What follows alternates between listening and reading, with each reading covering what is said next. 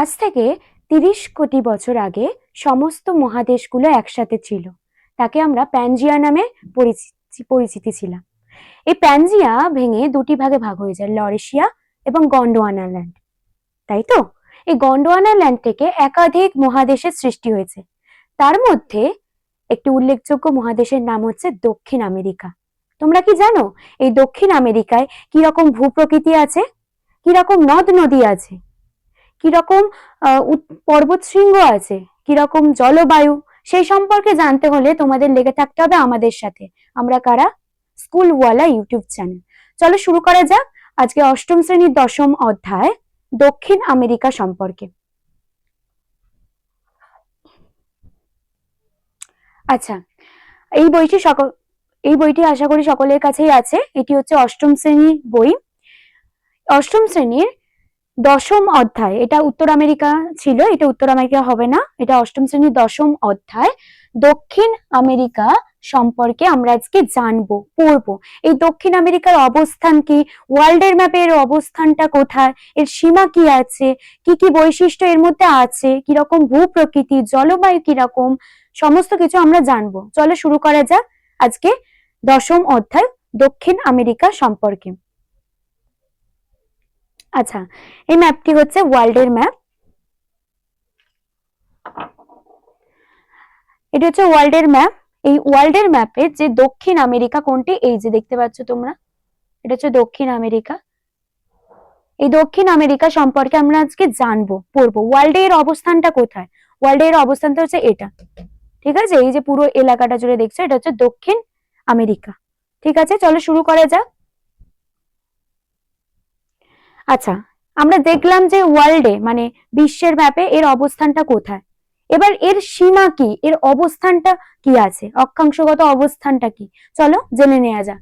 কি আছে বলছে, অবস্থান কি আছে, মহাদেশটি উত্তরে 12°28' উত্তর অক্ষাংশ থেকে দক্ষিণে 55°59' দক্ষিণ অক্ষাংশ পর্যন্ত বিস্তৃত, আর পূর্বে 34°50' পশ্চিম থেকে পশ্চিমে 81°20' পশ্চিম দ্রাঘিমার মধ্যে অবস্থিত। তাহলে আমরা কি অক্ষাংশগত দ্রাঘিমাটা কি বুঝলাম, যে উত্তরে 12°28' উত্তর অক্ষাংশ থেকে দক্ষিণে 55°59' দক্ষিণ অক্ষাংশ পর্যন্ত, আর পূর্বে 34°50' পশ্চিম দ্রাঘিমা থেকে পশ্চিমে 81°20' পশ্চিম দ্রাঘিমার মধ্যে বিস্তৃত। এই মানগুলো তোমাদেরকে মনে রাখতে হবে যে কত ডিগ্রি থেকে কত ডিগ্রির মধ্যে অবস্থান করছে এই দক্ষিণ আমেরিকা। এবার কি বলেছে, সীমা। সীমা কি মানে চারপাশ দিয়ে কি দিয়ে ঘেরা, এটাই হচ্ছে সীমা। কি বলেছে দেখো, বলছে মহাদেশটির চারপাশে সাগর মহাসাগর দিয়ে ঘেরা। আমরা দেখতেই পেলাম যে সাগর মহাসাগর দিয়ে ঘেরা। উত্তর ও পূর্ব দিকে আটলান্টিক মহাসাগর, পশ্চিমে প্রশান্ত মহাসাগর এবং দক্ষিণে কুমেরু মহাসাগর অবস্থিত। ঠিক আছে, কি বলেছে দেখো, উত্তর এবং পূর্ব দিকে আটলান্টিক মহাসাগর, উত্তর এবং পূর্ব দিকে আটলান্টিক মহাসাগর, উত্তর এবং পূর্ব দিকে হচ্ছে আটলান্টিক মহাসাগর। দেখো এখানে আটলান্টিক মহাসাগর, এখানে আটলান্টিক মহাসাগর। আর কি বলেছে, পশ্চিমে প্রশান্ত মহাসাগর এবং দক্ষিণে কুমেরু মহাসাগর। পশ্চিম কোথায়, পশ্চিমে দেখো প্রশান্ত মহাসাগর আর দক্ষিণে হচ্ছে কুমেরু মহাসাগর দ্বারা বিস্তৃত। তাহলে কি আমরা জানলাম উত্তর পূর্ব দিকে হচ্ছে আটলান্টিক মহাসাগর, দেখলাম উত্তর পূর্ব দিকে আটলান্টিক, পশ্চিমে হচ্ছে প্রশান্ত মহাসাগর, আর হচ্ছে দক্ষিণে হচ্ছে কুমেরু মহাসাগর, দক্ষিণ হচ্ছে কুমেরু মহাসাগর দিয়ে ঘেরা। ঠিক আছে, তাহলে সীমা জানলে আমরা কি বলবো, সীমা জানলে আমরা দেখবো যে এটা মনে রাখতে হবে যে উত্তর ও পূর্ব দিকে আটলান্টিক মহাসাগর, পশ্চিমে প্রশান্ত মহাসাগর এবং দক্ষিণে হচ্ছে কুমেরু মহাসাগর দ্বারা অবস্থিত। ঠিক আছে, এবার হচ্ছে কি উত্তর পশ্চিমে অবস্থিত পানামা খাল মহাদেশটিকে উত্তর আমেরিকা মহাদেশ থেকে আলাদা করেছে। তাহলে কি পশ্চিমে অবস্থিত পানামা খাল মহাদেশটিকে উত্তর আমেরিকা থেকে ভাগ করেছে। এই যে এখানটা দেখতে পাচ্ছ, এটা হচ্ছে উত্তর আমেরিকা, এটা হচ্ছে দক্ষিণ আমেরিকা, দক্ষিণ আমেরিকাটাকে ভাগ করেছে এই যে পানামা খাল। ঠিক আছে, আরো কি বলেছে দেখো, বলেছে প্রধান নদী এই দক্ষিণ আমেরিকার প্রধান নদী হচ্ছে কি আমাজন। তাহলে আমরা কি জানলাম যে দক্ষিণ আমেরিকা মহাদেশের প্রধান নদী কি আমাজন। ঠিক আছে, যদি বলা হয় যে প্রধান নদী কি দক্ষিণ আমেরিকা, তখন আমরা কি বলবো আমাজন নদী। ঠিক আছে, উচ্চতম পর্বত শৃঙ্গ, উচ্চতম কি পর্বত শৃঙ্গ বলছে আন্দিজ পর্বতের অ্যাকনকাগুয়া। ঠিক আছে, উচ্চতা হচ্ছে ৬৯৬২ মিটার। ঠিক আছে, তাহলে উচ্চতম পর্বত শৃঙ্গ কোনটি? আন্দিজ পর্বতে অ্যাকনকাগুয়া। দেশের সংখ্যা হচ্ছে ১৩টি। বিখ্যাত শহর কি কি আছে, মানে এই দক্ষিণ আমেরিকার মধ্যে কি কি শহর আছে? Rio de Janeiro, Santiago, Montevideo, Quito, Buenos ears. ঠিক আছে, এগুলো হচ্ছে দক্ষিণ আমেরিকার কয়েকটি বিখ্যাত শহরের নাম। তাহলে কি জানলাম এখান থেকে? আমরা জানলাম দক্ষিণ আমেরিকার অবস্থান কি, সীমা কি আছে, মানে কি দিয়ে ঘেরা, বলছে সাগর মহাসাগর দিয়ে ঘেরা। কি কি সাগর কি কি মহাসাগর দিয়ে ঘেরা তা আমরা জানলাম। প্রধান নদী কি জানলাম, উচ্চতম পর্বত শৃঙ্গ কি জানলাম, তাই তো? দেশের সংখ্যা কটি? ১৩টি জানলাম, এবং বিখ্যাত কয়েকটি শহরের নামও আমরা জানলাম। এবার দেখো, এবার কি বলেছে যে উত্তর আমেরিকার ভূপ্রাকৃতিক পরিবেশ। আমরা এবার কি জানবো? উত্তর আমেরিকার মহাদেশের ভূপ্রাকৃতিক পরিবেশ কিরকম। ভূপ্রাকৃতিক পরিবেশকে কটি ভাগে ভাগ করা আছে এখানে। ঠিক আছে, কি বলেছে দেখো, বলেছে উত্তর আমেরিকা মহাদেশের পরিবেশকে ৪টি ভাগে ভাগ করা যায়। এক হচ্ছে পশ্চিমের পার্বত্য অঞ্চল, ২ হচ্ছে পশ্চিমের সংকীর্ণ উপকূলীয় অঞ্চল, ৩ হচ্ছে পূর্বে উচ্চভূমি অঞ্চল, ৪ হচ্ছে মধ্যভাগের বিশাল সমভূমি অঞ্চল। তাহলে কটি ভাগে ভাগ করা হয়েছে দক্ষিণ আমেরিকার ভূপ্রকৃতিকে? ৪টি ভাগে ভাগ করা হয়েছে। কি কি? এক হচ্ছে পশ্চিমের পার্বত্য অঞ্চল, ২ হচ্ছে পশ্চিমের সংকীর্ণ উপকূলীয় অঞ্চল, ৩ হচ্ছে পূর্বের উচ্চভূমি অঞ্চল, ৪ হচ্ছে মধ্যভাগের বিশাল সমভূমি অঞ্চল। এবার এদের অবস্থান কি, এদের বৈশিষ্ট্য কি, সেই সম্পর্কে জেনে নিই। চলো, প্রথম হচ্ছে কি, দেখো পশ্চিমের পার্বত্য অঞ্চল। এই পশ্চিমের পার্বত্য অঞ্চল নাম শুনেই বুঝতে পারছো এটা পার্বত্য অঞ্চল মানে কি, কি দিয়ে ঘেরা? পাহাড় পর্বত, তাই তো? এই পার্বত্য অঞ্চলে কি কি বৈশিষ্ট্য আছে দেখো। বলছে পশ্চিমের পার্বত্য অঞ্চলটি দক্ষিণ আমেরিকা মহাদেশের পশ্চিমে প্রধানত আন্দিজ পর্বতমালা নিয়ে গঠিত। তাহলে আন্দিজ পর্বতমালা নিয়ে গঠিত হচ্ছে এই পশ্চিমের পার্বত্য অঞ্চল। দেখো তোমাদের এখানে একটা ছবি দেখাচ্ছি, এটা হচ্ছে আন্দিজ পর্বতমালা। ঠিক আছে, এখানে হচ্ছে আন্দিজ পর্বতমালা। এই যে ব্রাউন কালার ছবিটা দেখতে পাচ্ছ, মানে এই যে ব্রাউন কালার এটা দেখতে পাচ্ছ, এই পুরোটাই হচ্ছে পশ্চিমের পার্বত্য অঞ্চল। এই যে ব্রাউন কালার এটা দেখতে পাচ্ছ, এই অঞ্চলটি হচ্ছে পশ্চিমের পার্বত্য অঞ্চল। ঠিক আছে, এবার কি বলেছে দেখো, পশ্চিমের পার্বত্য অঞ্চলটার অবস্থানটা কি দক্ষিণ আমেরিকা মহাদেশের পশ্চিমে প্রধানত আন্দিজ পর্বতমালা নিয়ে গঠিত। উত্তরে ক্যারিবিয়ান সাগর থেকে দক্ষিণে হর্ন অন্তরীপ পর্যন্ত এই পার্বত্য অঞ্চলটি বিস্তৃত। চলো দেখে নেওয়া যাক কোথায়। বলছে উত্তরে ক্যারিবিয়ান সাগর, মানে এই যে সাগর থেকে দক্ষিণে হর্ন অন্তরীপ পর্যন্ত এই যে ব্রাউন কালার এলাকাটা দেখতে পাচ্ছ, এটাই হচ্ছে কি পশ্চিমের পার্বত্য অঞ্চল। ঠিক আছে, এবার কি বলেছে দেখো, পশ্চিমের পার্বত্য অঞ্চল আমরা দেখলাম, কোথায় তার অবস্থানটা হচ্ছে দক্ষিণ আমেরিকা। এবার কি তার বৈশিষ্ট্য বলেছে, এই পার্বত্য অঞ্চলটি আন্দিজ, এই পার্বত্য অঞ্চলটি বিস্তৃত আমি দেখলাম। এবার হচ্ছে আন্দিজ পর্বত পৃথিবীর দীর্ঘতম পর্বতমালা। এই যে অঞ্চলটি দেখলাম, এই অঞ্চলের মধ্যেই আন্দিজ পর্বত অবস্থিত, তাই তো? এই আন্দিজ পর্বতকে পৃথিবীর দীর্ঘতম পর্বতমালা। ঠিক আছে, অ্যাকনকাগুয়া আমরা জানলাম যে অ্যাকনকাগুয়া হচ্ছে আন্দিজ পর্বতের সর্বোচ্চ শৃঙ্গ, যা হচ্ছে দক্ষিণ আমেরিকা মহাদেশের দক্ষিণ আমেরিকা মহাদেশের সর্বোচ্চ শৃঙ্গ, তাই তো? তারপর হচ্ছে কি, গড় উচ্চতায় পৃথিবীর দ্বিতীয় উচ্চতম পর্বত শ্রেণী হলো আন্দিজ, তা হচ্ছে হিমালয়ের পরে। আন্দিজ পর্বতমালার বেশ কিছু জায়গায় পর্বত বেষ্টিত মালভূমি আছে, যেমন হচ্ছে বলিভিয়া। তাহলে আমরা কি জানলাম যে এই যে পশ্চিমের পার্বত্য অঞ্চল, এই পশ্চিমের পার্বত্য অঞ্চল প্রায় হচ্ছে পর্বত নিয়ে গঠিত। এখানকার প্রধান পর্বত হচ্ছে আন্দিজ পর্বত, এর উচ্চতম শৃঙ্গ হচ্ছে অ্যাকনকাগুয়া। ঠিক আছে, অ্যাকনকাগুয়া যার উচ্চতা হচ্ছে ৬৯৬২ মিটার, যা হচ্ছে আন্দিজ পর্বতের সর্বোচ্চ শৃঙ্গ, এবং অর্থাৎ দক্ষিণ আমেরিকা মহাদেশের সর্বোচ্চ শৃঙ্গ, তাই তো? আর হচ্ছে আন্দিজ পর্বতমালার বেশ কিছু জায়গায় পর্বত বেষ্টিত মালভূমিও আছে, যেমন ধরুন বলিভিয়া। বলিভিয়া হচ্ছে একটি পর্বত বেষ্টিত মালভূমি।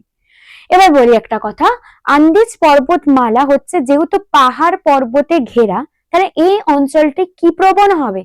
বুদ্ধি করে বলো তো, কি প্রবণ হতে পারে? যেখানে পাহাড় বেশি, যেখানে পর্বত বেশি, তাহলে এই অঞ্চলটি কি প্রবণ এলাকা হতে পারে? এই অঞ্চলটি ভূমিকম্প প্রবণ এলাকা। তাই তো এখানে প্রচুর পরিমাণে ভূমিকম্প হয়। পাহাড় পাহাড় পর্বতের অবস্থান মানেই তো সেখানে ভূমিকম্প হবে।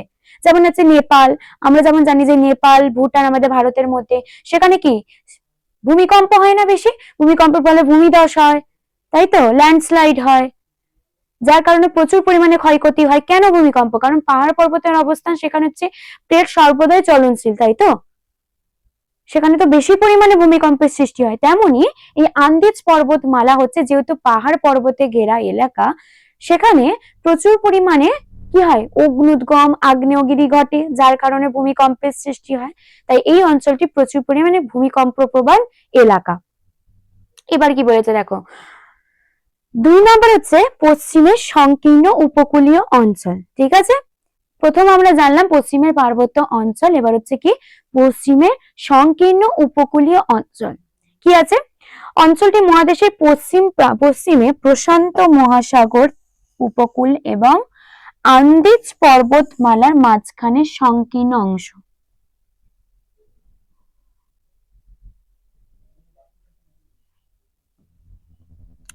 আন্দিজ পর্বতমালার মাঝখানে সংকীর্ণ অংশ। ঠিক আছে, কি বলেছে? মানে পশ্চিমের সংকীর্ণ উপকূলীয় অঞ্চলের অবস্থানটা কোথায়?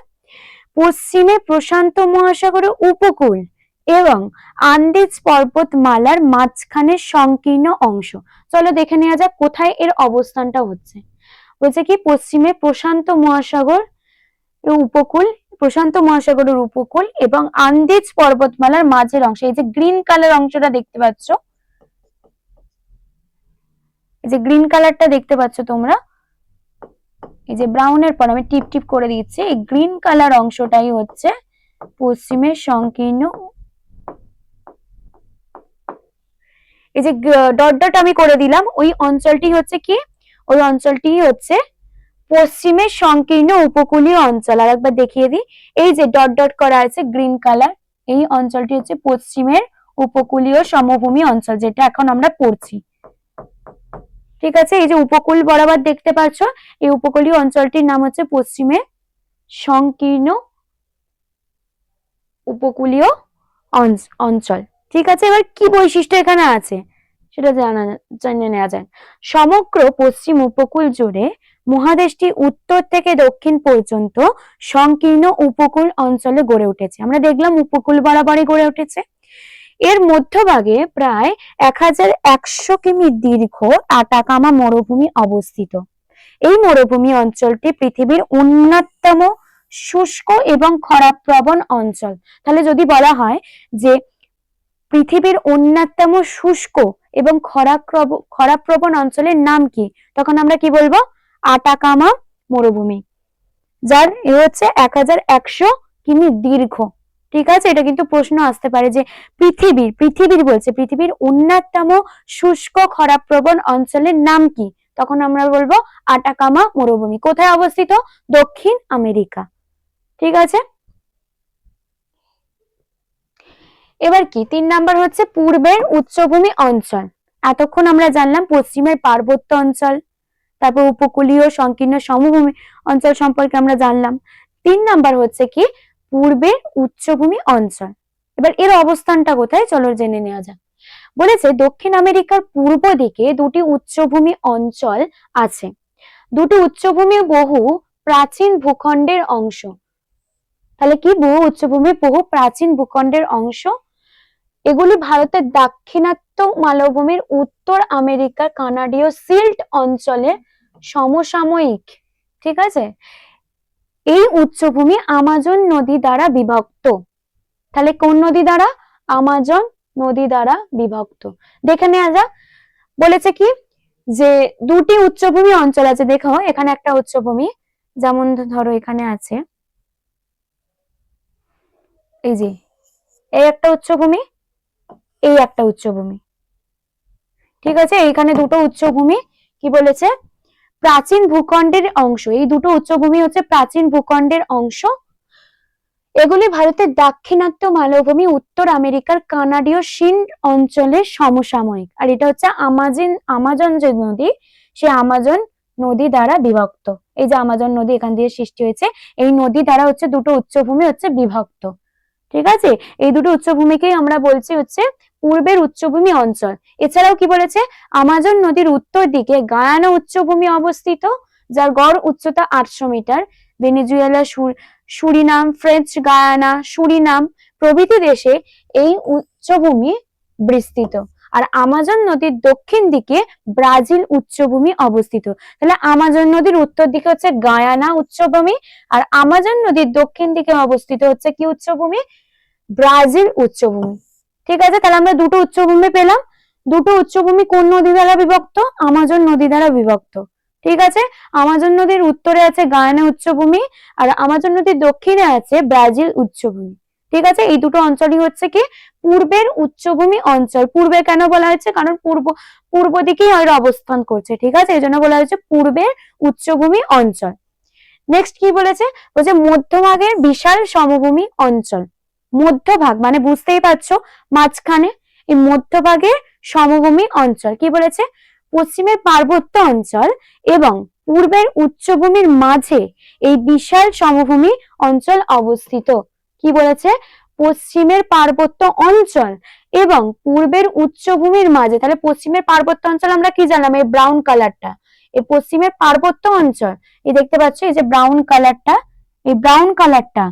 আর হচ্ছে কি পূর্বের উচ্চভূমির মাঝে, পূর্বের যে উচ্চভূমি আমরা দেখলাম, এই পূর্বের উচ্চভূমির মাঝে মানে এই যে ইয়েলো কালারটা আমরা দেখতে পাচ্ছি, এই পূর্বের উচ্চভূমির মাঝখানে অংশটি হচ্ছে সমভূমি অঞ্চল নামে পরিচিত। এই যে মানে এটা হচ্ছে পশ্চিমের পার্বত্য অঞ্চল, এই ব্রাউন ব্রাউন কালারটা, আর হচ্ছে উচ্চভূমি অঞ্চল আমরা দেখলাম দুটো, তাই তো দুটো উচ্চভূমি আমরা জানলাম। এর মাঝখানের যে এলাকাটা, সেই এলাকাটা মানে এই যে মাঝখানের যে এলাকাটা আমরা দেখতে পাচ্ছি, এই মাঝখানের এলাকাটাই হচ্ছে কি পশ্চিমের পার্বত্য, পশ্চিমের মধ্যভাগে বিশাল সমভূমি অঞ্চল। ঠিক আছে, যদি বলা হয় মধ্যভাগের বিশাল সমভূমি অঞ্চলের অবস্থানটা কোথায়, তাহলে আমরা কি বলবো, পশ্চিমের পার্বত্য অঞ্চল এবং পূর্বের উচ্চভূমি অঞ্চলের মাঝখানে সমভূমি অঞ্চলটাকে আমরা বলবো কি মধ্যভাগের বিশাল সমভূমি অঞ্চল। এবার কি বলেছে দেখো, এর আয়তন দক্ষিণ আমেরিকা মহাদেশের অর্ধেকেরও বেশি। দেখো বেশি বেশি অঞ্চল জুড়েই কিন্তু এই সমভূমি অঞ্চলের অবস্থান। প্রত্যেকটা অঞ্চলে, পশ্চিমের পার্বত্য অঞ্চলের থেকে, সংকীর্ণ উপকূলীয় অঞ্চল থেকে, সবার থেকে বেশি কিন্তু এই সমভূমি অঞ্চলেরই আয়তন বেশি, তাই তো, সেটাই বলা হয়েছে। আর কি বলেছে, ওরিনকো, আমাজন, লা প্লাটা, পারানা, প্যারাগুয়ে, উরুগুয়ের নদীর সম্মিলিত অববাহিকা হলো এই সমভূমি অঞ্চল।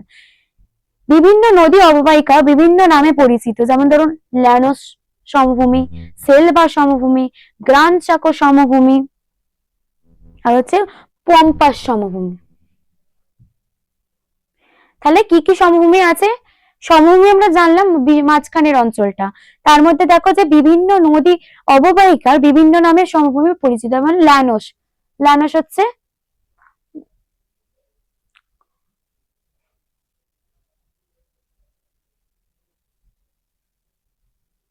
আচ্ছা ল্যানোস, ল্যানোস দেখো এই যে অঞ্চলটা হচ্ছে ল্যানোস সমভূমি। কি বলেছে, সেলভা সমভূমি, সেলভা, এই যে আমাজন নদী অববাহিকার যে সমভূমিটা অবস্থিত সেটা হচ্ছে সেলভা। গ্রান চাকো সমভূমি, গ্রান চাকো সমভূমি এইটা, এইখানে। পম্পাস সমভূমি, এই যে পম্পাস সমভূমি। ঠিক আছে, বিভিন্ন নদী অববাহিকা বিভিন্ন নামে পরিচিত, মানে বিভিন্ন নামে পরিচিত সমভূমি আছে। ল্যানোস সমভূমি, আমাজন নদী হচ্ছে সেলভা সমভূমি, গ্রান চাকো সমভূমি, পম্পাস সমভূমি, তাই তো, এর অবস্থানও আমরা দেখলাম। এবার কি বলেছে, এবার হচ্ছে নদ নদী। মানে দক্ষিণ আমেরিকা মহাদেশে কি কি নদ নদী আছে? এতক্ষণ আমরা জানলাম যে ভূপ্রকৃতি অঞ্চল। কটি ভূপ্রকৃতি অঞ্চল আছে? 4টি ভূপ্রকৃতি অঞ্চল আছে। সেই 4টি ভূপ্রকৃতির অঞ্চলে অবস্থান কোথায়, বৈশিষ্ট্য কি, সে সম্পর্কে আমরা জানলাম। এবার হচ্ছে নদ নদী। কি কি নদ নদী এই দক্ষিণ আমেরিকায় আছে? আমরা জানি প্রধান নদী হচ্ছে আমাজন, তাই তো? সেই আমাজন নদী নিয়েই প্রথমে দেয়া আছে, দেখো বলছে উৎস আন্দিজ পর্বতের মিশমিশ সিংহ। মোহনা, মোহনা কি? উত্তর আটলান্টিক মহাসাগর। উপনদী হচ্ছে পুরুষ। ঠিক আছে, এবার কি বৈশিষ্ট্য এই আমাজন নদীর, বৈশিষ্ট্য কি আছে? বলছে দৈর্ঘ্যের বিচারে আমাজন নদী পৃথিবীর দ্বিতীয় দীর্ঘতম নদী। ঠিক আছে, নদী অববাহিকার আয়তন এবং জলপ্রবাহের দিক থেকে পৃথিবীতে বৃহত্তম। এবার হচ্ছে কি ওরিনাকো নদী। তাহলে প্রথম হচ্ছে কি আমাজন নদী। আমাজন নদীর আমরা কি কি জানলাম? উৎস হচ্ছে আন্দিজ পর্বতের মিশমি সিংহ জানলাম। মোহনা কি? মোহনা হচ্ছে উত্তর আটলান্টিক মহাসাগর। উপনদী কি আছে? পুরুষ। এবার বৈশিষ্ট্য কি জানলাম? দৈর্ঘ্য বিচারে আমাজন নদী হচ্ছে পৃথিবীর দ্বিতীয় দীর্ঘতম নদী। নদী অববাহিকার আয়তন এবং জলপ্রবাহের দিক থেকে পৃথিবীতে বৃহত্তম। ঠিক আছে, এবার হচ্ছে কি ওরিনাকো নদী। ওরিনাকো নদীর উৎস কি? বলছে পারিমা পর্বত উৎস। ঠিক আছে, তারপর হচ্ছে মোহনা। মোহনা হচ্ছে কি আটলান্টিক মহাসাগর। উপনদী কি? মেতা। বৈশিষ্ট্য কি আছে? ওরিনাকো নদীর ওপর সৃষ্ট অ্যাঞ্জেল জলপ্রপাত পৃথিবীর উচ্চতম জলপ্রপাত। খুব ইম্পর্টেন্ট, অ্যাঞ্জেল জলপ্রপাত হচ্ছে উচ্চতম জলপ্রপাত। এর উচ্চতা কত? এর উচ্চতা হচ্ছে প্রায় 900 মিটার। খুব ইম্পর্টেন্ট, খুব ইম্পর্টেন্ট যে অ্যাঞ্জেল জলপ্রপাত কোন নদীর ওপর সৃষ্টি হয়েছে, তখন আমরা বলবো ওরিনাকো নদী। কোথায় দেখা যায়? দক্ষিণ আমেরিকা। ঠিক আছে, এর উচ্চতম জলপ্রপাত, এটি হচ্ছে পৃথিবীর উচ্চতম জলপ্রপাত। তাহলে পৃথিবীর উচ্চতম জলপ্রপাত কোনটি? ওরিনাকো নদী। এর উচ্চতা কত? 900 মিটার। ঠিক আছে,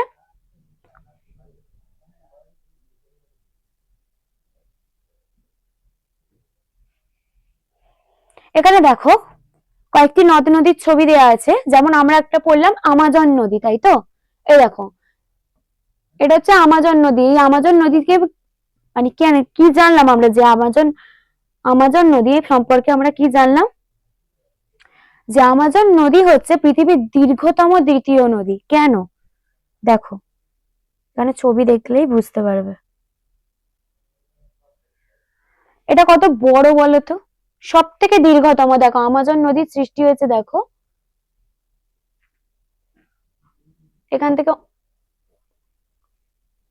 দেখতে পাচ্ছ। এর বিভিন্ন উপনদী বেরিয়েছে, তেমন দেখো জরুয়া, তাই তো? জরুয়া, জাপুরা, আচ্ছা তারপর হচ্ছে জিঙ্গু নদী, তাই তো? এগুলো দেখতে মানে এটা হচ্ছে আমাজন নদী। এই যে আমাজনের মোহনা। ঠিক আছে, এবার হচ্ছে কি আর কি নদী সম্পর্কে জানলাম? ওরিনাকো নদী। দেখতে পাচ্ছ ওরিনাকো নদী। ঠিক আছে, এছাড়াও অনেক নদী আছে, যেমন সাও ফ্রান্সিয়াকো নদী, কলোরাডো নদী। এই সমস্ত কিছু হচ্ছে কি কার উপর দিয়ে গেছে? দক্ষিণ আমেরিকা, দক্ষিণ আমেরিকা মহাদেশে। তাই দক্ষিণ আমেরিকা মহাদেশে নদ নদীর কয়েকটি পরিচিত পেলাম, যে আমাজন নদী সেটা হচ্ছে দীর্ঘতম নদী, ওরিনাকো নদী, এখানে হচ্ছে কলোরাডো নদী, তারপর উরুগুয়ে, তারপর ধরো এখানে আছে সাও ফ্রান্সিসকো নদী। ঠিক আছে, আমরা এই সম্পর্কে জানলাম, মানে নদ নদী সম্পর্কে কোথায় কি নদ নদী আছে। এবার কি বলেছে? দক্ষিণ আমেরিকা মহাদেশটির উত্তরের কিছু অংশ উত্তর গোলার্ধে অবস্থিত, ফলে উত্তর ও দক্ষিণে অংশে বিপরীত ধরনের ঋতু পরিবর্তন দেখা যায়। এবার আসছে জলবায়ু, ঋতু পরিবর্তন। সেই মহাদেশ, তাহলে মহাদেশে ঋতু আছে আলাদা রকমের, সেই ঋতুর পরিবর্তনও হয়, তাই তো? ঋতু কি কি কারণে পরিবর্তন হয় সেটাও আমরা পড়বো, কিরকম তার ঋতু আছে। এখানে দেখতে পাচ্ছ যে উত্তরের কিছু অংশ উত্তর গোলার্ধে অবস্থিত, মহাদেশটি উত্তরের কিছু অংশ উত্তর গোলার্ধে অবস্থিত, ফলে উত্তর এবং দক্ষিণ অংশে বিপরীত ধরনের ঋতু পরিবর্তন দেখা যায়। উত্তরে এক ধরনের ঋতু, দক্ষিণে এক ধরনের ঋতু। ঠিক আছে, কি বলেছে, যেমন উত্তর গোলার্ধে যখন গরমকাল, দক্ষিণ গোলার্ধে তখন শীতকাল হয়। তাহলে দুটো আলাদা আলাদা ঋতু দেখাচ্ছে। উত্তর গোলার্ধে যখন গরমকাল মানে গ্রীষ্মকাল আসে, তখন দক্ষিণ গোলার্ধে হয় কি, শীতকাল। ঠিক আছে। আর কি বলেছে, জলবায়ুর বৈচিত্র্যের এই কারণগুলো কি কি, জলবায়ুর বৈচিত্র্য কেন এরকম হয়, উত্তর গোলার্ধে যদি শীতকাল হয়, দক্ষিণ গোলার্ধে গরমকাল হয়, আবার দক্ষিণ গোলার্ধে যখন গরমকাল হয় তখন উত্তর গোলার্ধে শীতকাল হয়, কেন হয়, কি কারণে হয়, তার কয়েকটি কারণ আছে। যেমন ধরো অক্ষাংশগত অবস্থান, সমুদ্র থেকে দূরত্ব, ভূমির উচ্চতা, সমুদ্র স্রোত, বায়ু প্রবাহ। ঠিক আছে। এই অক্ষাংশগত অবস্থানের কারণে কিভাবে প্রভাবিত হয়, আমরা জানি যে উত্তর এই ছবিটা দেখলে বুঝতে পারবে।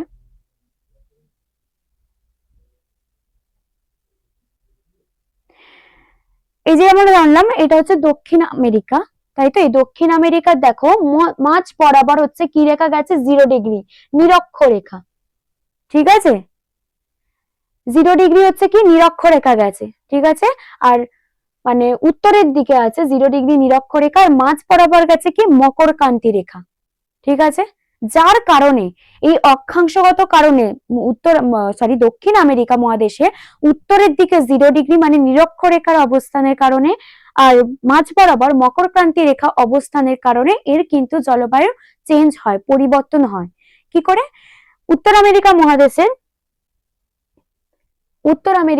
দক্ষিণ আমেরিকা মহাদেশের নিরক্ষরেখার অবস্থানের কারণে সেটি একটু উষ্ণ প্রকৃতির হয়, আর মকরক্রান্তি রেখা হচ্ছে শীতল প্রকৃতির হয়।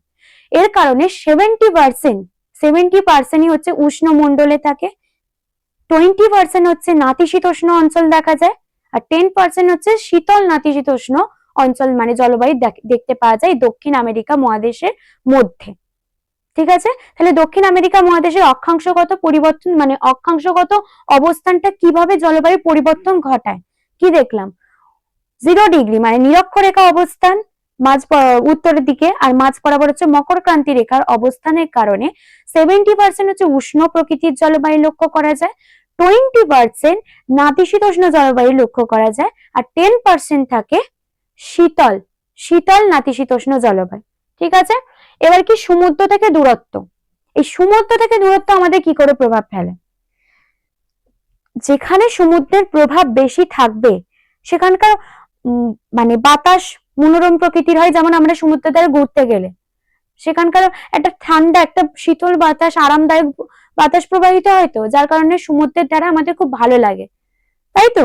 এই সমুদ্র থেকে দূরত্ব জলবায়ু পরিবর্তনের কারণ হতে পারে। ঠিক আছে। সমুদ্র থেকে যত দূরে থাকবে সেখানে তো আরামদায়ক পরিবেশ ততটা থাকবে না, যত কাছে থাকবে আরামদায়ক পরিবেশ থাকবে।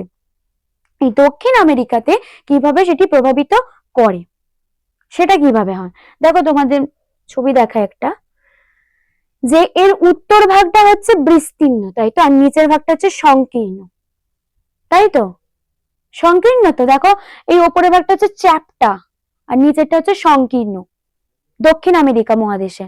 তাহলে ওপরের দিকটা সমুদ্র, এখানে মহাসাগর, এখানে মহাসাগর, 3 দিকে মহাসাগর দ্বারা ঘেরা, তাই তো। তাহলে তোমরা একটা কথা বলো, এই যে এখানে বেশি প্রভাবটা পড়বে, মানে এই মাঝ বরাবর বেশি প্রভাব পড়বে, নাকি এই সংকীর্ণ অঞ্চলে বেশি প্রভাব পড়বে সমুদ্রে, সংকীর্ণ অঞ্চলে, কারণ খুব সহজেই ছোট জায়গা তাড়াতাড়ি সেটা বিস্তৃত হয়ে যাচ্ছে, কিন্তু মাঝখান বরাবর এদিক থেকে এটা আসছে, এদিক থেকে এটা আসছে, কিন্তু এই যে মাঝখান যে জায়গাটা, এই জায়গাটা কিন্তু ততটা ভাবে প্রভাবিত হচ্ছে না। ঠিক আছে। সংকীর্ণ অঞ্চল বলে দুদিক থেকে আসছে, প্রভাবিত হচ্ছে, কিন্তু এই যে দুদিক থেকে এই মানে বিস্তীর্ণ অঞ্চলে মানে চওড়া অংশটাতে মাঝখানটা কিন্তু সেরকম ভাবে প্রভাবিত হতে পারছে না। তাহলে সমুদ্র থেকে দূরত্ব জলবায়ু পরিবর্তনের কারণ হতে পারে, তাই তো। দক্ষিণ আমেরিকার ক্ষেত্রেও সেই সমুদ্র থেকে দূরত্ব এখানকার জলবায়ুর প্রভাব বিস্তার করে। ঠিক আছে। এবার কি দেখো, এবার হচ্ছে ভূমির উচ্চতা। এখানে আমরা জানলাম যে উচ্চতম পর্বত হচ্ছে কি আন্দিজ পর্বত, তাই তো। সে আন্দিজ পর্বতের অবস্থানের কারণে দক্ষিণ পূর্ব আয়ন বায়ু প্রবেশ করতে পারে না, বাধাপ্রাপ্ত হয়ে সেই জায়গাতে প্রচুর পরিমাণে বৃষ্টিপাত ঘটায়। এবার বৃষ্টিপাত সেখানে ঘটালে মানে সেখানকার তো জলবায়ু চেঞ্জ হবে, শীতল প্রকৃতির হবে, তাই না? সেটাই বলা হয়েছে। এবার হচ্ছে সমুদ্র স্রোত। সমুদ্র স্রোত কিন্তু সেখানকার কোনো অঞ্চলের জলবায়ু পরিবর্তনের ক্ষেত্রে খুব গুরুত্বপূর্ণ প্রভাব ফেলে। যেমন দক্ষিণ আমেরিকার ক্ষেত্রে ব্রাজিল স্রোত প্রবাহিত হয় আর হচ্ছে পেরু স্রোত। ঠিক আছে? ব্রাজিল স্রোতের প্রবাহিত হওয়ার কারণে পূর্ব দিকে উষ্ণ প্রকৃতির হয়, উষ্ণ প্রকৃতির জলবায়ু লক্ষ্য করা যায়। আর পেরু স্রোতের কারণে শীতল প্রকৃতির জলবায়ু লক্ষ্য করা যায়। ঠিক আছে? এবার হচ্ছে কি বায়ু প্রবাহ। বায়ু প্রবাহ, আমরা জানি বায়ু প্রবাহ কিন্তু জলবায়ু পরিবর্তনের ক্ষেত্রে খুব গুরুত্বপূর্ণ প্রভাব ফেলে। যেখানে উষ্ণ জায়গা সেখানকার কি বায়ু গরম হয়, আর যেখানকার শীতল জায়গা সেখানকার কি বায়ু ঠান্ডা হয়। তো যেমন আমাদের গরমকাল আসে, শীতকাল আসে, গরমকালে কি উষ্ণ বায়ুর লো প্রবাহিত হয়, তাই তো? আর শীতকালে ঠান্ডা বায়ু প্রবাহিত হয়, যার কারণে আমাদের ঠান্ডা লাগে। সেই রকম দক্ষিণ আমেরিকা মহাদেশেও এই বায়ু প্রবাহ গুরুত্বপূর্ণ প্রভাব বিস্তারে সাহায্য করে। দক্ষিণ আমেরিকা মহাদেশে পশ্চিম প্রান্তে, পশ্চিমে কি, পশ্চিমে হচ্ছে আটাকামা মরুভূমি অবস্থান করছে। তাহলে কি মরুভূমি? আটাকামা মরুভূমি পশ্চিম প্রান্তে। ঠিক আছে? তাহলে দক্ষিণ আমেরিকার মহাদেশে পশ্চিম প্রান্তে কি আটাকামা মরুভূমি অবস্থান করছে। তাহলে সেখানকার কি, সেখানকার বায়ু উষ্ণ প্রকৃতির, তাই সেই অঞ্চলটি উষ্ণ প্রকৃতির হয়। এছাড়া যেমন উষ্ণ প্রকৃতি হচ্ছে অঞ্চল পশ্চিম প্রান্তটা, তেমনি আন্দিজ পর্বতে কি, আন্দিজ পর্বতে পশ্চিম ঢালে হচ্ছে প্রচুর পরিমাণে বৃষ্টিপাত হয় দক্ষিণ পশ্চিম মানে আয়ন বায়ুর প্রভাবে। তাহলে সেই অঞ্চলে বৃষ্টিপাত হচ্ছে, সেখানকার জলবায়ু শীতল প্রকৃতির হচ্ছে, তাহলে সেখানে একটা আলাদা রকমের জলবায়ু সৃষ্টি হচ্ছে। তাহলে দু ধরনের জলবায়ু সৃষ্টি হচ্ছে। বায়ু প্রবাহের কারণেও কিন্তু জলবায়ু সৃষ্টি হচ্ছে বিভিন্ন প্রকারে। যেমন দেখলাম কি আমরা পশ্চিমে, দক্ষিণ আমেরিকা মহাদেশে পশ্চিম প্রান্তে আটাকামা মরুভূমি অবস্থান করার সেখানকার বায়ু প্রবাহ উষ্ণ প্রকৃতি, ফলে সেখানকার জলবায়ু উষ্ণ হচ্ছে। আবার আন্দিজ পর্বতে পশ্চিম ঢালে প্রচুর পরিমাণে বৃষ্টিপাত ঘটার কারণে সেখানে কি শীতল প্রকৃতির বায়ু প্রবাহিত হচ্ছে, সেখানকার কি জলবায়ু শীতল প্রকৃতির হচ্ছে, তাই তো? তাহলে এখানে আমরা জানলাম যে এই সমস্ত কারণে হচ্ছে কোন জলবায়ু, কোন দেশের জলবায়ু, যে কোনো দেশের জলবায়ু প্রভাবিত হয়। আর দক্ষিণ আমেরিকা মহাদেশে কি মানে অক্ষাংশগত কি কারণে, সমুদ্র থেকে দূরত্ব কিরকম হওয়ার কারণে, ভূমির উচ্চতা কিরকম থাকার কারণে, সমুদ্র স্রোতের প্রভাবে বায়ু প্রবাহ কিরকম হওয়ার জন্য এখানকার ভিন্ন জলবায়ু লক্ষ্য করা যায়, সে সম্পর্কে আমরা জানলাম। ঠিক আছে? আচ্ছা, তোমাদের যদি আমার পড়ানো ভালো লেগে থাকে তাহলে ভিডিওটা লাইক করো, চ্যানেলটাকে সাবস্ক্রাইব করো, আর কমেন্টে লিখে জানিও। আর এই সম্পর্কে দক্ষিণ আমেরিকা সম্পর্কে সমস্ত শর্ট প্রশ্ন, এমসিকিউ সমস্ত কিছু দেয়া থাকবে, তোমরা একবার দেখে নিতে পারো। Thank you.